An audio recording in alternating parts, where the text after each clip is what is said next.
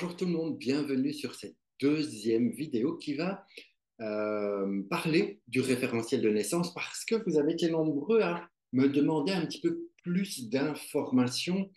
Non pas que ce n'était pas très clair, mais l'idée serait de prendre des personnages connus de façon à ce que vous puissiez vous faire une meilleure idée de comment fonctionne ce référentiel de naissance. Alors, on va y aller bien sûr, mais on va pas faire toute une séance. Pourquoi? Parce que d'abord, je prendrai l'exemple de deux personnages connus qui sont décédés parce que vous allez pouvoir comme ça vous repérer un petit peu dans leur vie puisqu'ils sont connus, il y a des choses connues de tous et ça permet de comprendre.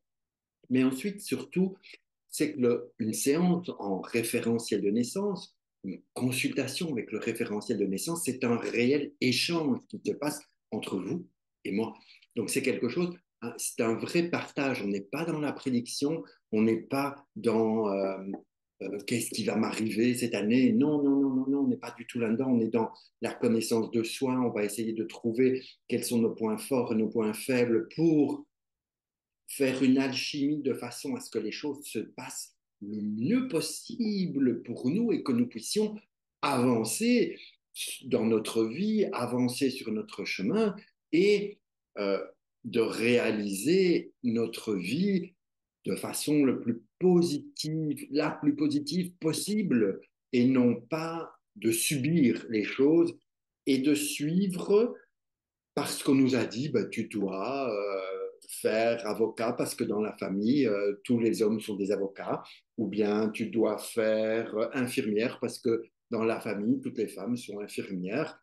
Non, si vous avez d'autres désirs, à vous de les réaliser. Et avec ce référentiel de naissance, eh bien, ça permet de mettre des choses en lumière. Je dirais que c'est ça. Vous allez pouvoir trouver, cheminer, prendre les chemins qui vous plaisent à vous. Je disais dans la première vidéo, c'est un petit peu votre GPS intérieur. Alors oui, mais si votre GPS vous dit prenez l'autoroute parce que vous allez gagner du temps, vous allez gagner des kilomètres, machin, et que vous avez envie de prendre la nationale et de longer le bord de l'eau, de vous arrêter un petit peu, faites-le. OK? Donc, comment ça va se passer? Eh bien, je vais tenter, parce que je ne suis pas un chef de l'informatique, je vais tenter de faire un partage d'écran pour vous montrer, on va aborder deux thèmes, on va survoler, hein, on va passer comme ça quelques maisons en revue et on va aborder deux thèmes. Alors, je ne suis pas très doué, hein. Alors déjà, je me vois là et on va partir avec ça et ça. Je crois que je dois cliquer dessus. Oui, ça marche. Alors, on va commencer avec celui-ci et je vous le mets en grand. Nous avons le thème de Lady Di. Tout le monde connaît Lady Di, princesse de Galles, qui a peut-être été qui aurait pu être une future reine d'Angleterre. La vie en a fait autrement. Mais qu'est-ce qu'on va pouvoir un petit peu comprendre? Voilà. On va commencer avec cette maison, hein, ici, vous voyez là où ma souris est, avec le battleur. Donc le battleur nous donne déjà une information sur qui je suis et comment les autres me perçoivent. Donc on a quand même quelqu'un de jeune qui a beaucoup de potentiel, qui pourrait faire plein, plein, plein de choses, qui a, comme on voit avec ce battleur, alors je ne sais pas si je peux mettre plus grand, je ne vais pas trop chipoter, mais vous verrez, rapprochez-vous de votre écran. Avec un battleur, on a quand même pas mal de possibilités, on a tout en main et on a besoin d'y aller, on a besoin d'avancer, on a besoin de mettre les choses en route et c'est un peu ce qu'elle a fait Lady Di, d'accord? Au début, bon, si on se base uniquement sur ce que nous connaissons, c'est que elle a été un peu cherchée et puis elle y est allée quand même avec sa jeunesse, avec cette joie de, de vivre, même si à l'intérieur c'était compliqué, mais on avait malgré tout, elle y a été, elle a foncé et on voit ici, elle a un chariot là, un autre chariot là.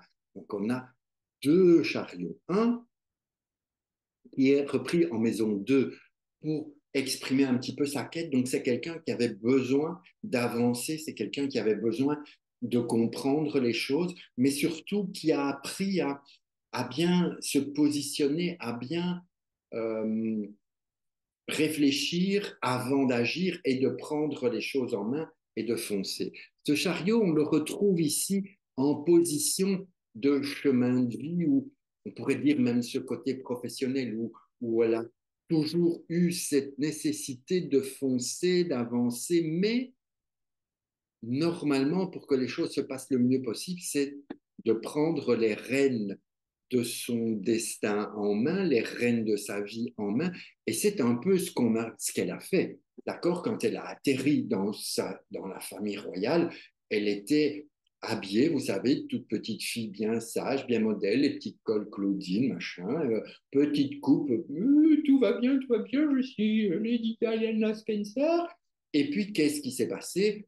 Elle a bien pesé le pour et le contre, et elle a pris sa vie en main, et elle a opéré un changement de look, elle a opéré un changement de manière de vivre, que ce soit à la cour d'Angleterre, dans le monde en général. Elle a créé vraiment qui elle était, elle a osé s'exprimer. Et qu'est-ce qui l'a aidé à faire ça? Eh bien, on a ici, vous voyez, ça tourne ici en maison 6, en maison de ressources, où nous avons la justice. La justice, eh bien, la justice a été très présente pour elle, dans le sens où, pour Lady Di, elle a toujours œuvré pour ce qui est le plus juste dans la vie des gens, ce qui est le plus juste dans le monde. Et donc, Lady Di ne supportait pas l'injustice.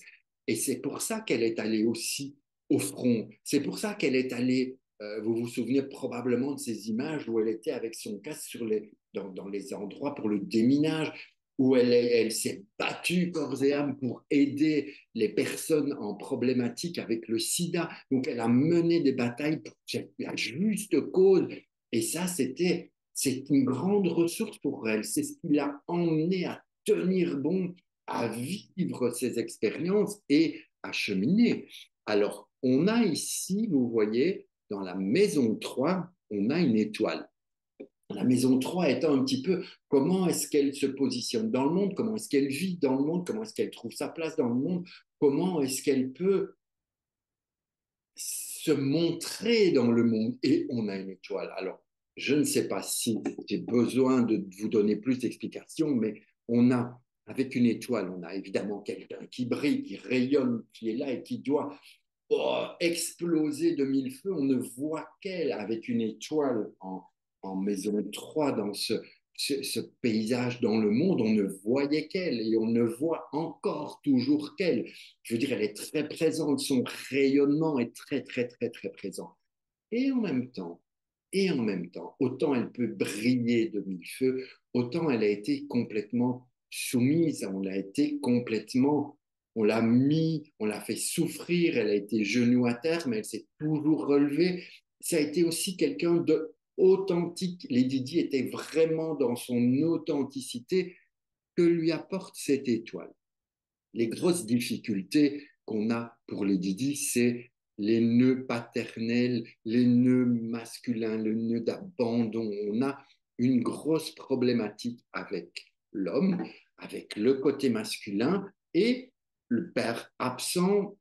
Alors là, évidemment, je n'ai pas été fouillé dans sa vie de jeune fille, d'ado, de petite fille, mais il faudrait lire les bios pour ça, mais il y a probablement une problématique d'abandon, une problématique d'absence de l'homme, une problématique vis-à-vis de l'homme et de s'imposer. Et donc, cette problématique est reprise ici aussi. On voit en maison 10, qui est la maison des difficultés, des échecs ou des choses à devoir réaliser, à dépasser. On a de nouveau cette problématique avec l'homme, l'empereur. Et qu'est-ce qu'on a dans la vie de Lady Di? Elle était mariée avec Charles, c'était pas forcément l'idéal, mais bon, elle a fait avec, elle a fait comme elle a pu.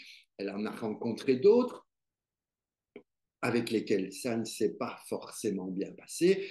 Et puis le dernier, eh bien, ben, on sait tous que ça s'est terminé un peu en catastrophe. Donc, la difficulté avec les hommes est exprimée ici, qui est reprise avec un pape aussi.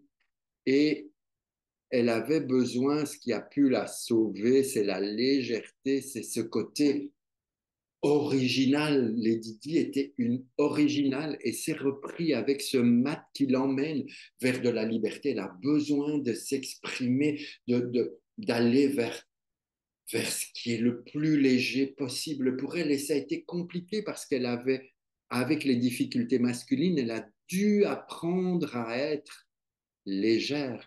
Elle a dû apprendre ici à communiquer le mieux possible, à aller vers les gens. Et ça, c'était une force aussi. C'est quelqu'un, Lady Di, qui allait vers l'autre, qui allait vers le public, qui allait vers les gens. C'était une des premières à serrer la main des gens. Et ça, c'était quand même, on a, avec cette identité profonde de tempérance, elle a fait un maximum pour amener de la nouveauté, de la légèreté au sein de la famille royale. Et ça a changé pas mal de choses pour tous ceux qui ont suivi. Et elle a rendu la vie plus facile, entre guillemets, plus facile parce que ça reste une vie royale. Et donc, elle a quand même pu, sur son chemin, apaiser pas mal de choses. Donc, on voit ici ce que ça a pu donner pour Lady Di.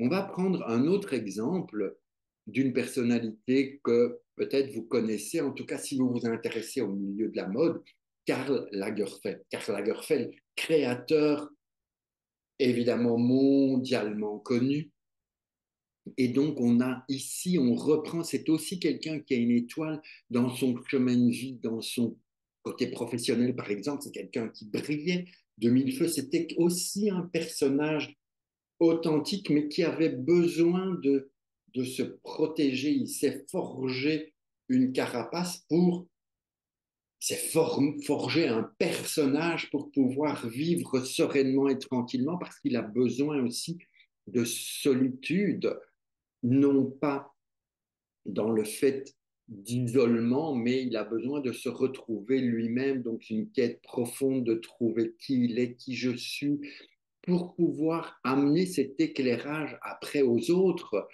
Et sa ressource, c'est de briller avec un soleil, c'est quelqu'un qui brille, qui rayonne. Enfin, il rentrait quelque part, on ne voyait que lui. Il ouvrait sa bouche, on n'entendait que lui. Il avait son accent. Ça, vous allez me dire que bah, il est né avec, ok, mais il y a son accent, il y a son personnage avec un soleil et une étoile. Vous imaginez ce rayonnement extraordinaire. C'est quand même un personnage dans la mode, qu'on aime ou qu'on n'aime pas, qui est hors du temps. Ok. Et qu'est-ce qu'il a fait pour comment il a pu s'exprimer dans le monde, comment il a trouvé sa place dans le monde, comment il a pu vivre dans le monde, comment le monde l'a reçu avec une maison Dieu ici, vous voyez ici en bas, cette maison Dieu, eh bien, il a trouvé le moyen de comment je vais dire ça, de sortir de l'enfermement. Parce que la maison Dieu, soit elle vous enferme et elle vous empêche de parler, elle vous empêche de faire, elle vous empêche d'agir, soit vous trouvez le moyen de sortir de là. Et alors la maison Dieu, elle vous propulse vers ce qui est de plus intéressant. Donc on a aussi un lien karmique important. Il est venu pour renverser les choses, il est venu pour faire un peu la révolution et il l'a faite, que ce soit au sein de sa famille, de sa propre famille, car a chamboulé toutes les choses, il a foncé, il a avancé, il a choté dans les fourmilières, il a été soutenu, certes, mais quand même, il y est allé et il a pris les choses en main. Il s'était dans ses défis de prendre son chariot, mais de prendre la direction et non pas de suivre quelque chose de tout tracé. Il aurait pu, dès le début, il a été un peu bazardé comme ça dans une maison de couture, mais il a pris les choses en main, s'est lancé des défis et on avance et on avance et on avance. Donc vous voyez que tout ça est expliqué avec une étoile, avec un soleil, avec la maison de Dieu. On a plein de choses qu'on pourrait dire, mais l'idée, c'était ça, c'était de vous faire comprendre un peu mieux par le biais de personnages connus. D'accord? On a Karl et on a Lady Di. Donc, voilà ma tentative de vous expliquer un peu, peut-être mieux, plus en images et vous donner l'envie de découvrir les choses pour vous-même, pour pouvoir avancer sereinement, pour pouvoir avancer et ne pas avoir peur. Quand on a une étoile, eh bien, acceptons de briller. Quand on a une étoile, un soleil, on a besoin de rayonner. Parfois, on peut calmer les choses. Le soleil se couche, les étoiles arrêtent de scintiller quand le jour se lève. Donc, tout ça nous est expliqué dans ce référentiel de naissance. Donc, ça n'a rien de magique, ça n'a rien de miraculeux, mais ça vous aide à avancer. En tout cas, on fera ce chemin ensemble si vous en avez envie et voyons, voyons si ça vous intéresse, quel est votre référentiel de naissance. Alors, c'est très simple. Vous avez besoin de encore plus d'infos, mais vous me contactez, soit directement, soit vous laissez des messages et je vous recontacte, soit vous prenez un rendez-vous. On peut faire une consultation, pardon, en visio, où vous pouvez venir, si vous êtes dans la région de Saint-Laurent-du-Var, Nice, Cannes, enfin, la Côte d'Azur, la French Riviera, comme disent les Français. Venez, venez, c'est super, vous allez découvrir des choses ou peut-être avoir des confirmations, mais en tout cas, c'est un outil qui est magnifique et qui aide vraiment et que vous pouvez utiliser toute votre vie. Voilà. Ben, écoutez, j'en ai assez dit pour aujourd'hui et puis j'espère que ça vous apportera un éclairage supplémentaire par rapport à cette première vidéo. Sur ce, je vous embrasse, je vous souhaite une magnifique journée, puis je vous dis à très vite.